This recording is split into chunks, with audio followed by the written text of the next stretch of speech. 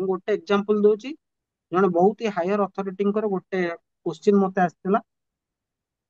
ତାଙ୍କୁ ଆମେ କିଛି କହିପାରିବୁନି, ବହୁତ ହାୟର ଲେଭେଲ ପୋଷ୍ଟ। ମୁଁ କହିଲି ହବ ନାହିଁ। ଆଉ ପ୍ରତ୍ୟେକ ଲୋକ ଯୋଉଠି ସେ ଦେଖେଇଥିଲେ ସେ କହିଥିଲେ ହବ। କାମର ଏଣ୍ଡ ଆସିଲା, ରେଜଲ୍ଟ ଆସିଲା, ହେଲାନି। He is having a lot of power in his hand, କିନ୍ତୁ କରେଇ ଦେଲା ନାହିଁ।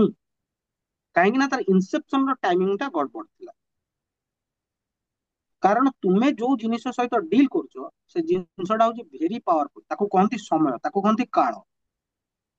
କାଳକୁ ଜୟ କରିବାର କ୍ଷମତା କେବଳ ଭକ୍ତ ପାଖରେ ଅଛି।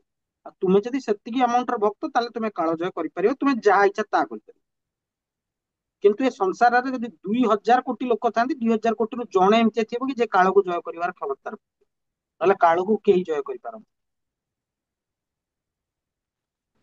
ତେଣୁ ପଞ୍ଚାଙ୍ଗର ଯୋଉ ମହତ୍ୱପୂର୍ଣ୍ଣ ଜିନିଷଟା ଅଛି, ପାଞ୍ଜି ଦେଖିକି ଘର ଆରମ୍ଭର ଦିନ ସ୍ଥିର କରାଯାଇଥାଏ।